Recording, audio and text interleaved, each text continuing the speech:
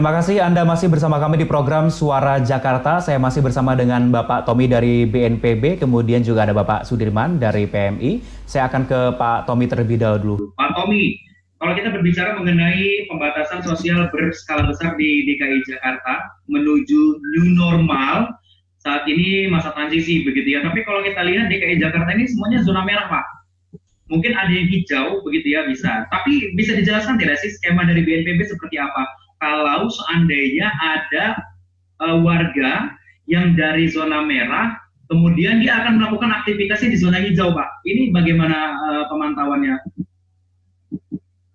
Ya, sekarang ini yang dilakukan oleh pemerintah, gugus tugas, dan juga gugus tugas daerah di DKI Jakarta adalah memang memetakan mengenai kondisi Jakarta secara keseluruhan.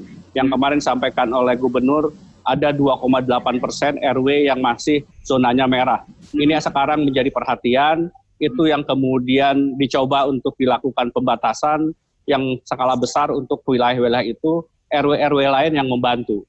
Dan kemudian sosialisasi dan edukasi terus dilakukan, ini yang menjadi kunci, karena itu di gugus tugas sejak awal dan bersama Gubernur DKI Jakarta mengatakan bahwa kunci keberhasilan kita dalam mengendalikan COVID-19 ini tidak hanya bisa bertumpu pada pemerintah pusat maupun pemerintah provinsi, tetapi apa yang kita sebut dengan kolaborasi pentahilik berbasis komunitas. Siapa itu?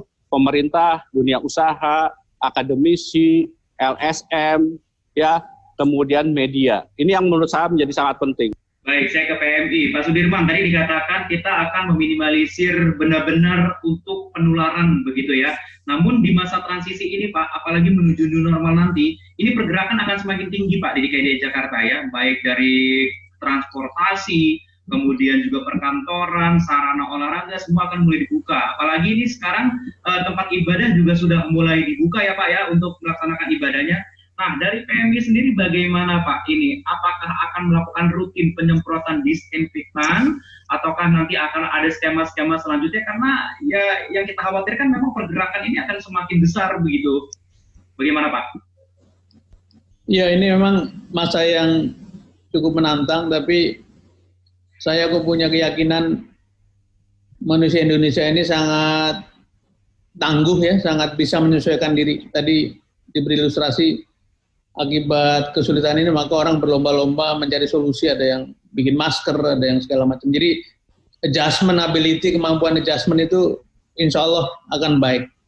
Nah, kalau kita belajar dari ada 6 negara yang disebut sebagai yang terbaik dalam keluar dari COVID ini, Korea Selatan, Jerman, Denmark, kemudian Vietnam ya, dan Taiwan, dan satu lagi New Zealand sering disebut-sebut.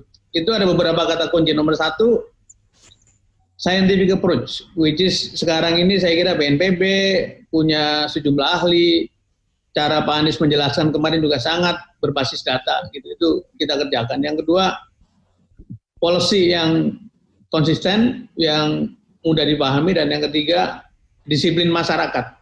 Nah, ini Mas Tommy barusan mengedres soal betapa pentingnya kita mengajak masyarakat untuk terus-menerus mengelola risiko, karena ini belum selesai sebetulnya. Nah, peran dari media seperti Jak TV ini sangat penting untuk memberikan penjelasan pada masyarakat untuk terus-menerus menjaga disiplin. Jadi, nah PMI dalam batas kemampuan kita mengerahkan semua relawannya untuk masuk ke semua wilayah, ke pasar-pasar, ke tempat ibadah, untuk terus-menerus memberikan penerangan dengan segala macam instrumen. Ada flyer, ada medsos, ada pakai halo-halo sambil keliling kampung untuk mengingatkan ini.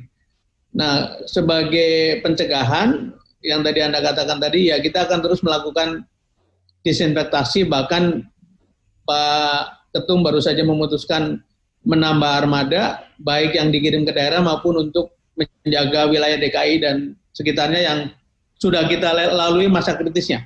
Jadi kalau kita bisa jaga terus kebersihan lingkungan, virus kita hantam begitu ya, kemudian masyarakatnya tetap waspada bahwa ini belum selesai, insya Allah kita selamat.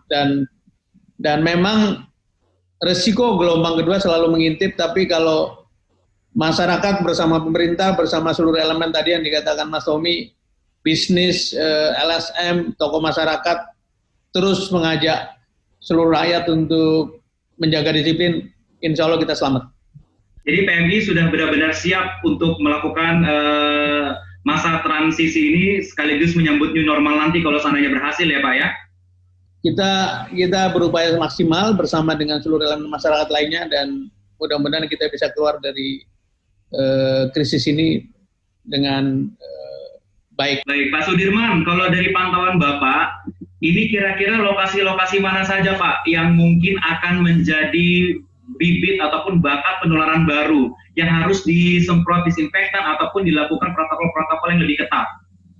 Ya, jadi dalam Undang-Undang Kepala Merahan disebutkan pelaksana kegiatan Kepala Merahan itu dua. Satu pemerintah, yang kedua movement atau gerakan. Dan karena itu kami terus bersama-sama dengan pemerintah. Dalam urusan gugus tugas, secara formal kebetulan Palang Merah menjadi bagian dari gugus tugas. Misalnya di pusat, PMI pusat menjadi bagian dari gugus tugas.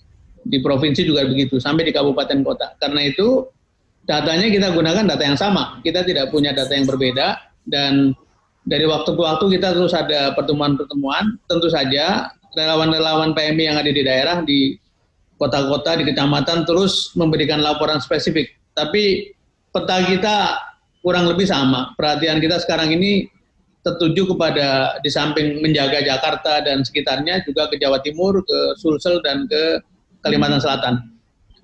Kemarin kita mengirimkan 10 armada ke gunner ke Jawa Timur dan kita berterima kasih karena Operasi Jawa Timur juga sebagian disupport oleh BNPB untuk pendanaan operasional. Begitupun Makassar sedang kita beri perhatian khusus dan mungkin dalam waktu dekat Kalimantan Selatan juga begitu. Kemarin kan Pak Ketum bertemu Bapak Presiden dan kelihatannya itu juga Pak Presiden memberikan pesan-pesan mengenai perhatian pada 3 provinsi itu supaya trennya itu bisa segera direm. Dan kita bersyukur bahwa tadi ternyata makin banyak daerah-daerah yang bergeser dari merah ke kuning, kuning ke orange, orange ke hijau atau kuning ke hijau. Itu yang harus kita jaga bersama-sama dan sekali lagi pesan kita kepada masyarakat adalah kita bersyukur membaik, kita optimis akan terus membaik, tapi kita waspada supaya yang sudah baik ini tidak kemudian bergeser ke negatif. Jadi dengan cara apa? Dengan cara saya senang istilahnya Mas Tommy tadi 4 sehat 5 sempurna. Jaga kebersihan, pakai masker, jaga jarak, cuci tangan, sampai soal makanan dijaga dan hidup seimbang, olahraga dan sebagainya. Baik. Kalau ini bisa kita kerjakan bersama-sama, seluruh elemen, mudah-mudahan apa yang sudah kita capai bisa kita pelihara dan pada akhirnya kita selesai dengan wabah ini dalam keadaan selamat.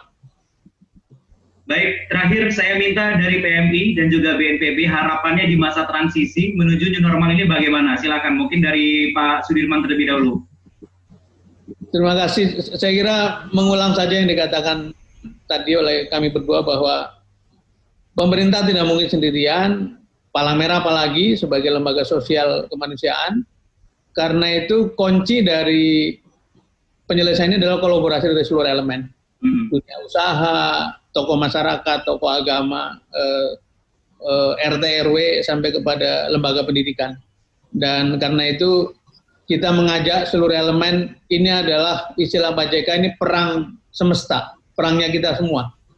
Jangan membiarkan atau jangan berasumsi bahwa lembaga pemerintah yang bertanggung jawab semata-mata, tapi ini tanggung jawab kita bersama, sebab yang kena kita semua.